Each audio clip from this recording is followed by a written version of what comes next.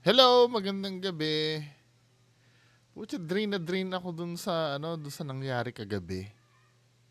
Kung ano, kung tinatamad ako eh. Ganito kasi ang nangyari nun, yung kagabi. Magkakasama kami nila Just Clint,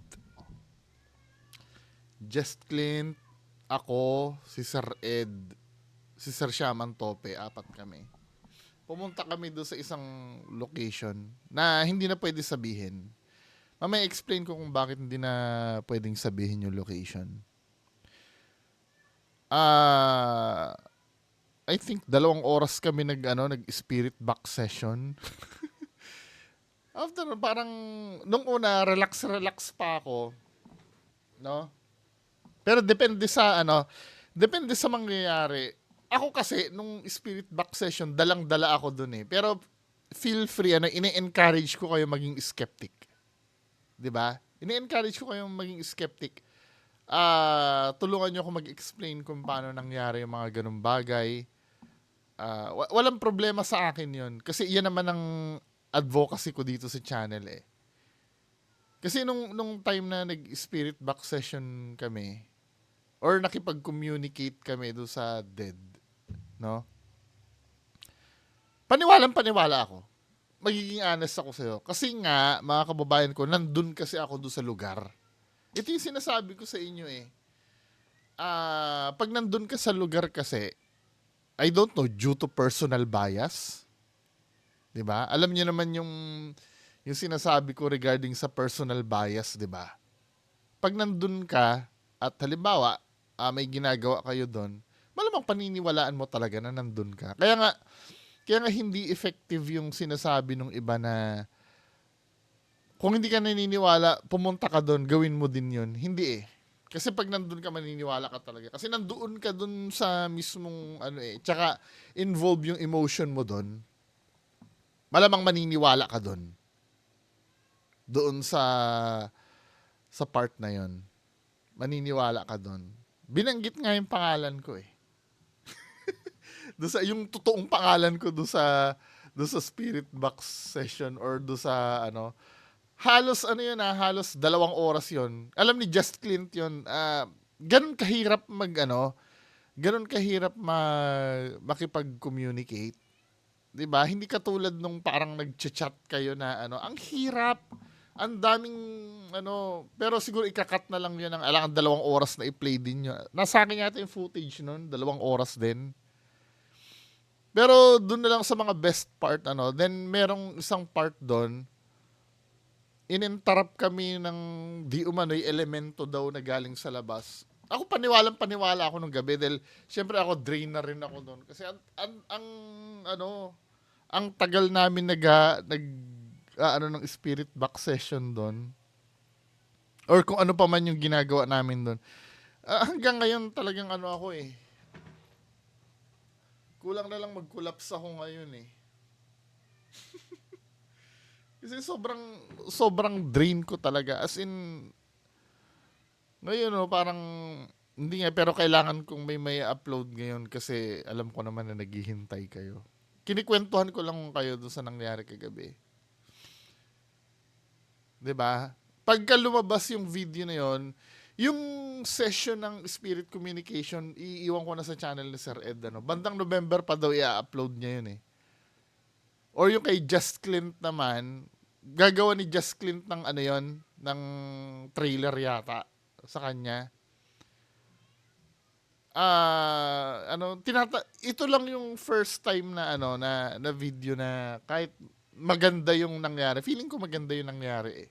What I mean na maganda ang nangyari, may mga compelling para sa akin Pero pag nangyari kasi ang isang bagay na na ganyan yun nag-ghost hunting kami. That time pwede kasing paniwalang-paniwala ako doon kasi nandun ako due to personal bias. Pero pagka na-replay na, napanood ko na uli, parang doon nalilitaw yung pagka-skeptic ko kasi malinaw na hindi na cloudy yung utak ko eh. Hindi na kasama yung emotions ko nung time na yun eh.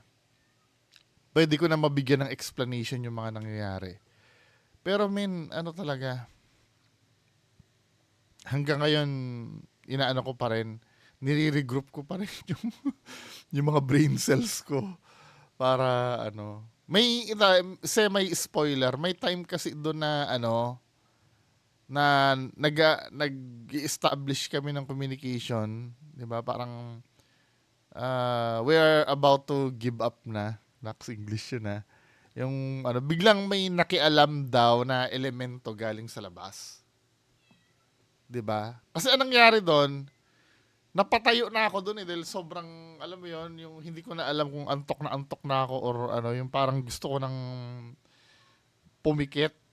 Tumayo na ako sa may bandang bintana. Pagtayo ko sa bandang bintana, bigla may umepal daw na elemento, 'di ba? Totoo ba 'yon o hindi? Hindi ko alam.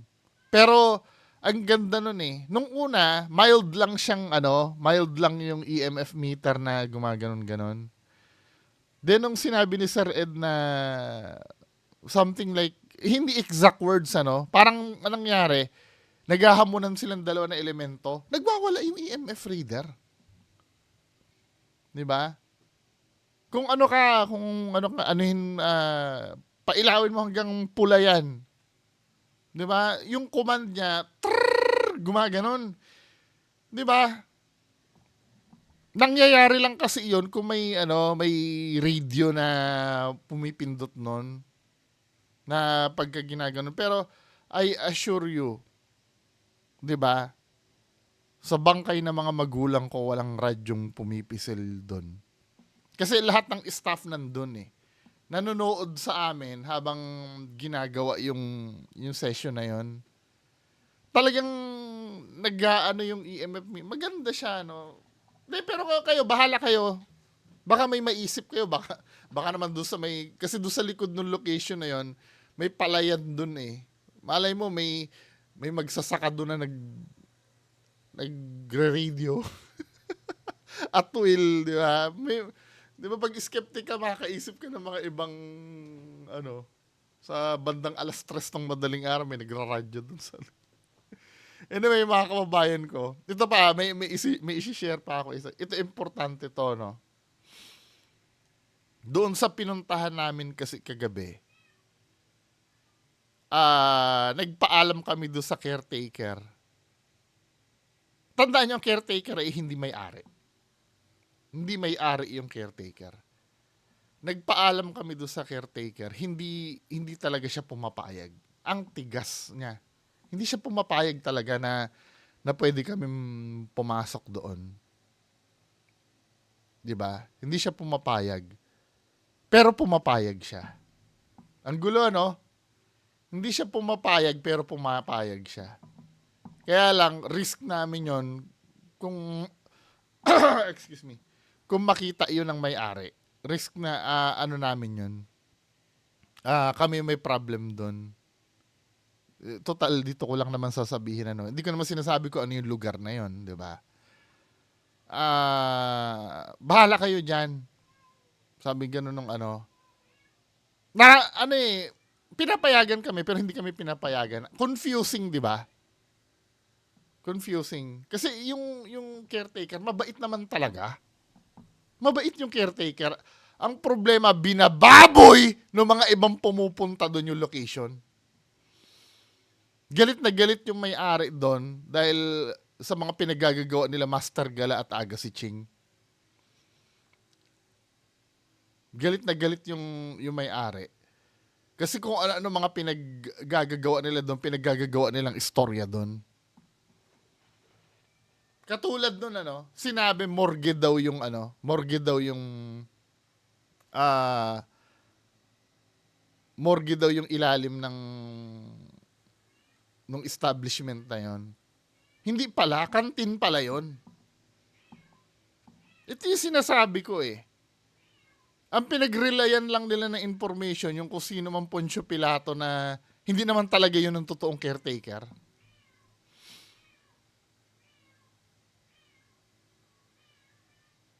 Nagigits yung ibig ko sabihin? May isang taong umiepal doon na yung parang ganito kasi yan eh. ganito kasi, may isang tao doon na hindi naman talaga caretaker, yung siguro napagtanungan kung pwedeng pasukin. Oo, tutulungan kita diyan. Parang gumanon lang kay Master Gala, 'di ba? Ang ginagawa nila, nag-over the backod sila.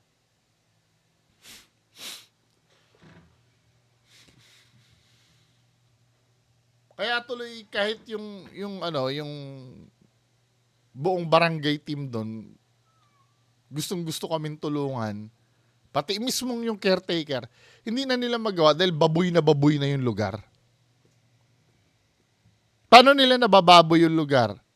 Mag-iimbento ng istorya doon.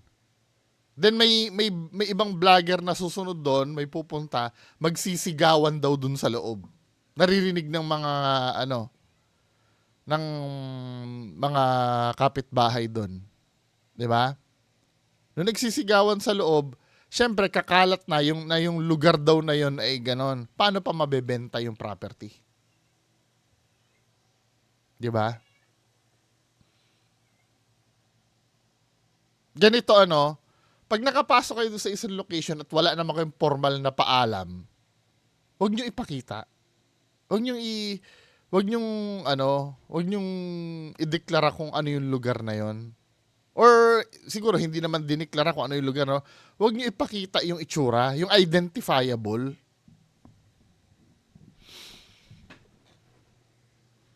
'Di ba? Halimbawa, kung may pinakita sinabing ganun Kasi kami nalaman namin yung lugar na yun eh.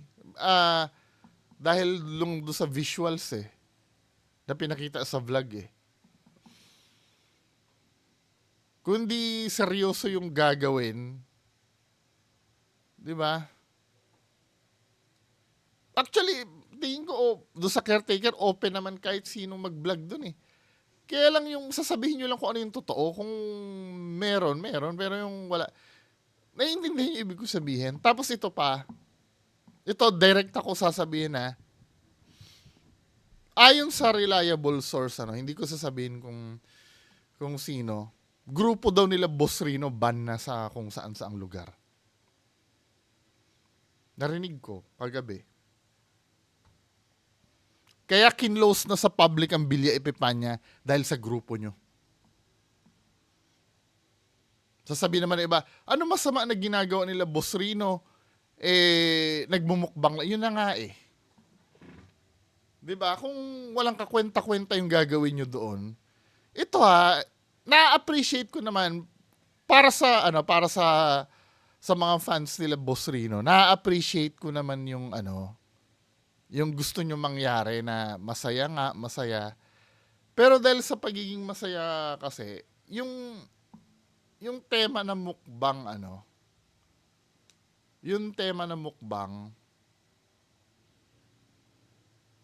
okay naman yun. Siguro, gawin lang yun once do sa lugar.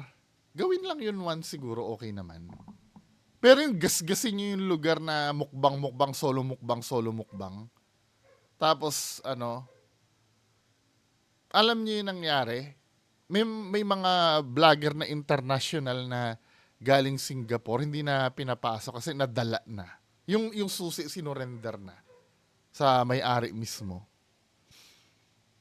'Di ba? Yung caretaker na mabait doon, anong name nga nun? Si Ma'am Janet ba? O Ma'am Wala na doon. Kasi sa pinaggagawa kasi sikat kayo eh.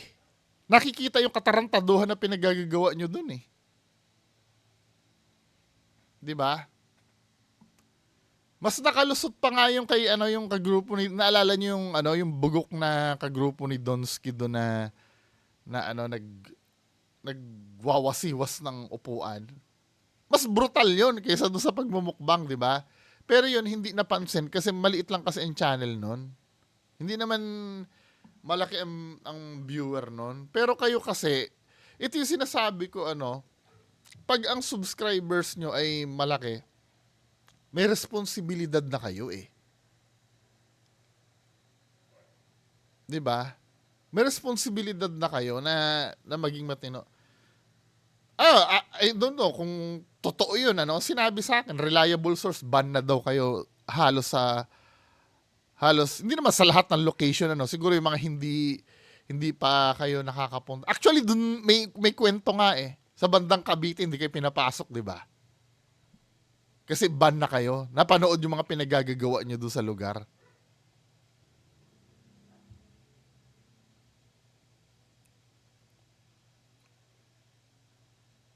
Tama.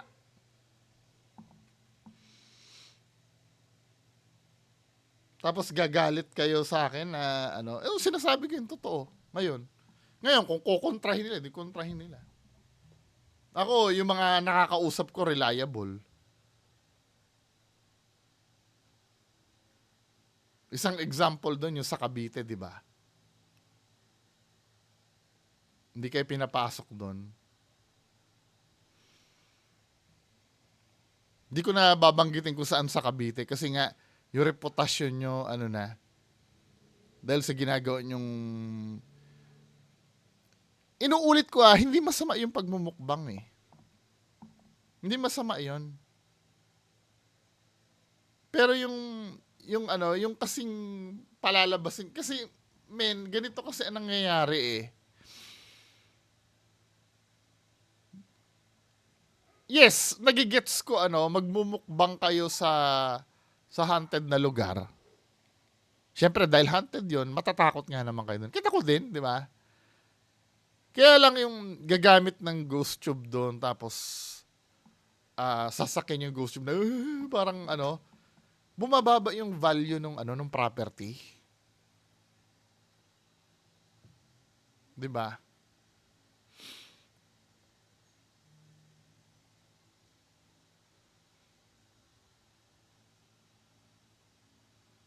Specific kayo men eh. Kaya doon ako na may mga iba pang binanggit na na location na hindi ko na matandaan. Basta ang natatandaan ko lang doon ay Billy Epipanya sinarado na sa publiko dahil sa inyo. Akala ko nga dahil doon sa bata ni Donsky na nagbalibag-balibag ng ng upo, hindi pala eh. Dahil daw doon sa pagmumukbang. Ewan ko. Hindi ko ako tatanong nyo, anong masama naman doon sa pagmumukbang? Ako, wala naman akong kita masama talaga. Kaya lang, isipin nyo, bakit binan yung grupo nila Boss Rino dahil doon? Kaya napansin nyo, tingnan natin kung saan pa sila pumupunta. Yan napansin nyo, bagsak sa sementeryo yung ginagawa nila.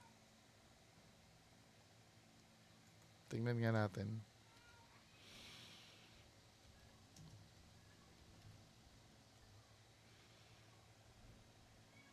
Yan sementeryo. Sementeryo. Kasi nga,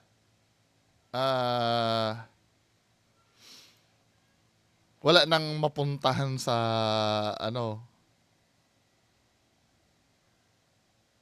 sementeryo. Puro sementeryo na. Ayan sementeryo. Ato, mas maganda pa yung sementeryo na yan eh. Kasi, nakakatakot naman talaga yung sementeryo. Although natutol ako na mag-ghost hunting ka dyan sa nakakatakot naman talaga dyan. Diba? Diyan sa sementeryo. Pero,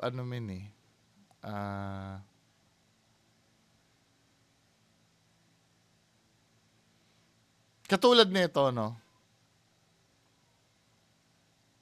yung example, ito, 1 month ago, sa grandstand, inuulit ko hindi ko sila sinasabihan peke or kung this time, di ba?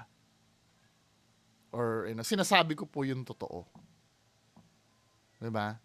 Katulad nito, yung mga abandoned grandstand, tapunan ng patay daw. Asan yung reliable source na yan ay naging tapunan ng patay? Diba? Parang yung level ni Master Gala do sa location, yung mga pinagdadadaldal nyo doon. Asan yung doon? Asan yung proof na yung kwento doon? Yung let's say do sa isang location yung pinuntahan namin dati. na pinuntahan din nila Master Gala.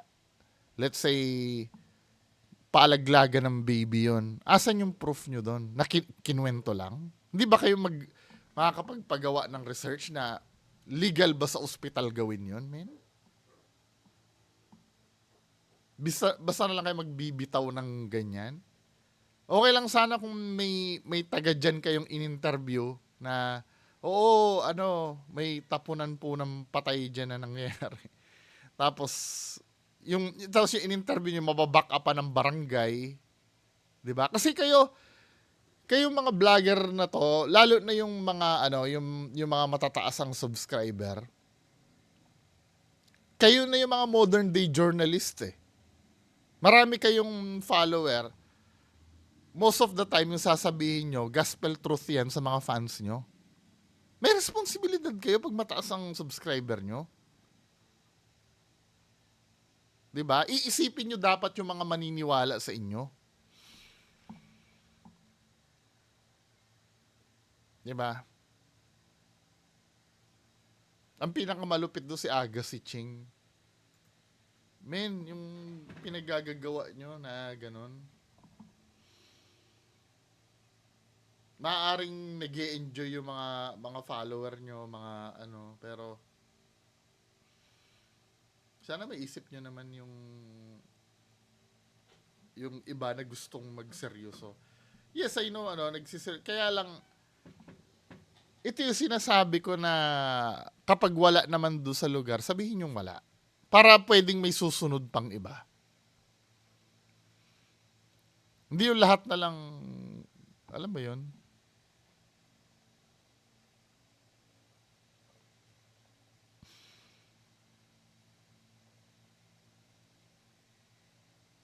Kasi may pupunta doon na iba, magsisigawan, Alam mo ba doon sa location na ito mahirap kasi sabihin, ayaw na kasi magpasabi kung ano yung lugar eh. Somewhere, malapit sa Pampanga ito. Malapit sa Pampanga ito location na to, kung saan sila kumulo ang dugo ng mga tao kila Master Gala at Agassi Ching. Kasi ang nangyari ganito, gumawa sila ng istorya doon. Siyempre, dahil ang pagkakasabi doon sa lugar ay sobrang haunted. Di ba? Sobrang haunted. Nakaka-entice ngayon yan ng ibang vlogger. Kahit ako na-entice akong pumunta kami. Dahil nga sinasabi nga nung mga malalaking vlogger pero ang goal kasi namin suriin talaga kung totoo ba yon o hindi. Kaya lang may ibang pumunta daw doon, ito nasisipay. Alam niyo bang may nagpaka doon, may nagpakamatay doon sa lugar na yon? Dahil yun nga, dahil doon sa mga pinagkakakalat nyo. So dahil ang reputasyon ng lugar ay haunted, ayon daw kila Master Gala, 'di ba?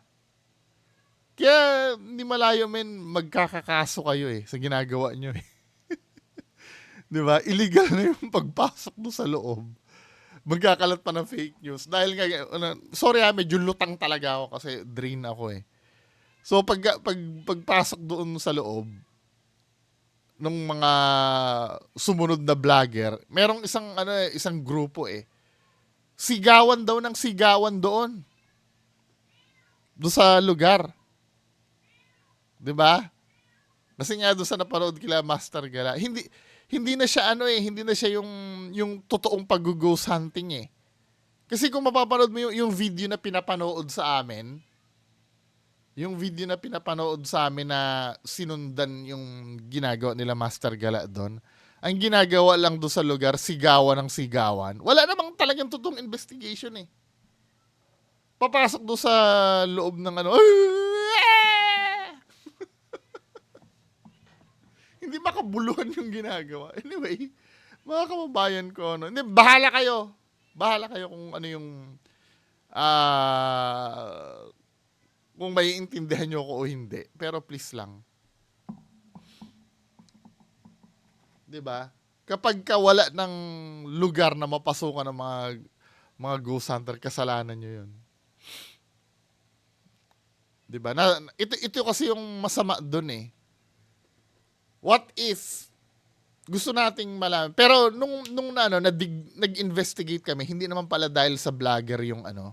Hindi naman pala dahil sa vlogger, lilinawin ko kung bakit nagpakamatay ah yung tao doon. At yun yung inimbestigahan ni Sir Ed doon. Kinuha yung facts. Kami din, nagtanong-tanong din kami doon sa mga barangay kung ano talagang totoong nangyari. Ito accounts ng barangay to, pero accounts ng mga tao kasi doon sa paligid ganito. Ito yung chismis na kumalat sa paligid. 'Di ba may pumunta ng grupo ng vlogger doon, nagsigawan. Parang ang nangyari, sinundan daw nitong isang taong to. Nung sinundan nitong isang tao to, saka daw nagpakamatay doon. Tumalon. 'Di ba? Nakita namin yung video eh. Oy, Just Clean, ipasa mo sa akin yung video nung nung tumalon doon. Now, yun ang kumakalat na balita dahil doon sa mga vlogger. Pero nung nagsaliksik kami sa barangay mismo, yung mismong nag-imbestiga kung ano nangyari doon. Kasi sila yung nag-responde doon eh. Yung palang yung palang nagpakamatay doon, pumunta doon yon ng 1:00 ng hapon. Walang vlogger nung time na yon. O kita nyo na? Nakita namin yung, pero dahil sa kagaguhan ng ibang vlogger na pumupunta doon, sa inyo na, dahil sa chismis kasi sa inyo na dinidikit eh, yung event eh. Let's say, paano, dahil doon sa mga takutan-takutan na ginagawa nyo doon, nagkakaroon na ng ibang connection yung ginagawa nyo doon na kahit hindi naman. 'Di ba? Nung sinaliksik namin yon, yun kasing yung kasing nagpakamatay doon. Medyo may ganon, may kapansanan sa pag-iisip yung nagpakamatay doon. 1:00 daw yun pumunta, nag-over the bakod doon. 'Di ba? Then lagi daw pumupunta yon, laging tinatawag ng barangay yun doon eh. Kasi namataan na naman daw yun doon. Nandun na naman sa loob. May magsusumbong na naman. Akala vlogger siguro. 'Di ba? Daw susugurin ng barangay, palalabasin siya dun sa loob. Lagi siya nandun. Then may time na na yun na nga, tumalo na dun sa building. Now, nung nakita siya, 3:00 na ng hapon, nakahandusay siya doon. Mula 1:00 hanggang 3:00 ng hapon. Nung pinuntahan nila yung bata, hindi siya bata eh. Siguro mga mga teenager na rin Teenager, mga 18 siguro, 18 years old. Nung pinuntahan nila na nakahandusay na doon, buhay pa daw. 'Di ba? Nung kinakausap niya, ba't ka pumunta diyan?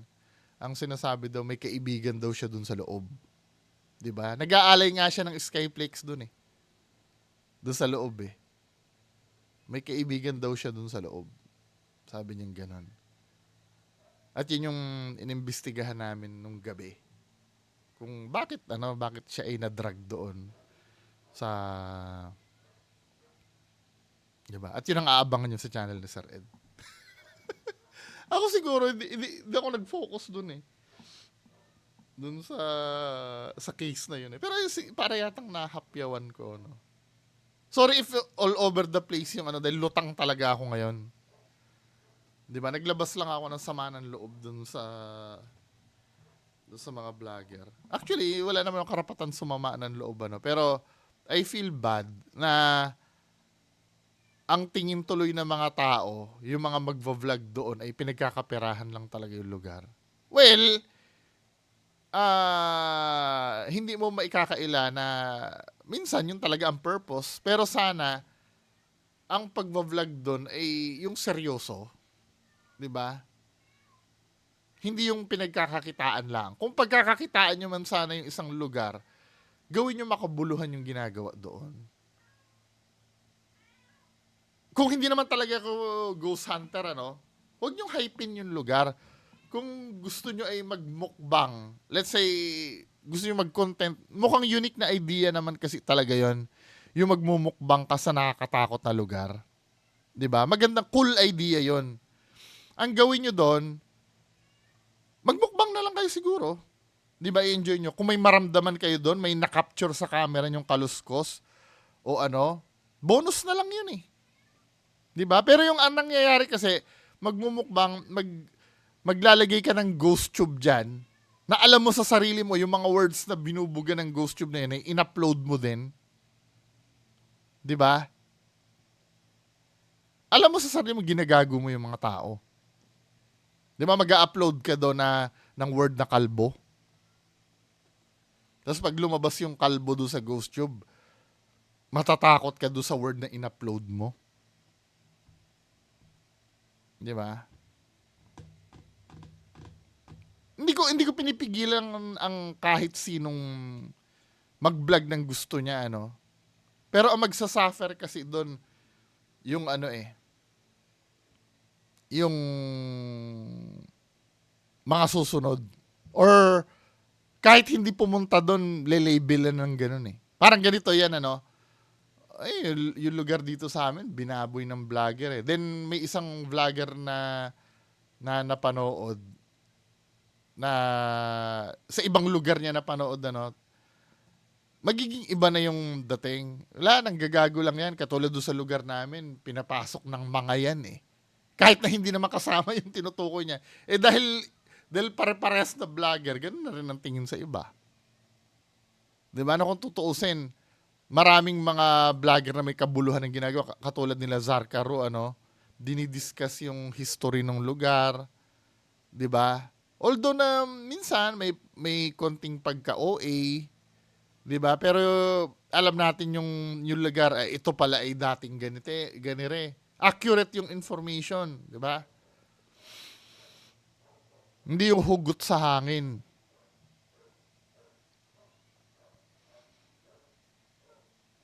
Nala, kung ganyan, ano, bababa yung kalidad ng ano ng pagbablog dito. Kasi ang pagbablog kasi ano yan eh. Ah, kung tutusin, dapat mga journalist kayo eh. 'Di ba? Mas gusto na nga panoorin ng tao ngayon ng mga nagbablog kaysa sa mainstream media eh. Natatalo nyo na yung ano eh, mainstream media eh, yung mga matataas ang subscribers na vlogger. Natatalo nyo na eh. 'Di ba? Kasi sa pagbablog may freedom kung ano yung ano, unlike sa GMA, 'di ba? Yung mga show sa GMA, dinidiktahan ng mga producer kung paano. Diyan kasi may freedom, kaya lang minsan inaabuso yung freedom eh. Anyway, mga kababayan, ano, hindi ko naman sinasabing itigil nyo yan, yung ginagawa nyo. 'Di ba? Dahil unang-una, marami na kayong fans na tao. Marami na kayong ano, gawin yung ano, makabuluhan yung ginagawa nyo. Kahit man lang yung history ng lugar na pinuntahan nyo, i-discuss nyo, ano, na may makukuhang positive naman dun sa ano. Minsan ako din, pag pumunta ako ng lugar, 'di ba? Nami-miss ko din gawin 'yan eh, yung sabihin yung positive regarding do sa lugar. Minsan nasasabi ko, ang ganda dito sa lugar. 'Di ba? Or siguro ang pinaka-positive na nasasabi ko na doon sa lugar, yung sabihin yung totoo regarding doon sa lugar, contrary katulad ng ginawa namin doon sa simbahan na narrated ko rin, 'di ba? Pinuntahan namin. Naikwento namin yung totoong istorya talaga. 'Di ba? Kung ano yung lugar na yon, na ibang-iba dun sa nilathala na rated K. Sinasabi ko sa inyo, yung mga caretaker, mababait talaga. Mababait naman yan. Nagsusungit na lang dahil, ano, na-trauma dun sa naunang vlogger na pumasok. Parang dito sa, munti ko na sabihin ko anong lugar. Diyan sa tabi-tabi, 'di ba? Ang ganda ng location sana, kaya lang ayaw na magpapasok kasi may nauna na naman vlogger na kung ano-ano na naman ginawa doon, 'di ba? Anyway, mga kababayan ko, yun lang naman, no? Drain na drain pa rin ako. Maraming salamat po. Bye-bye.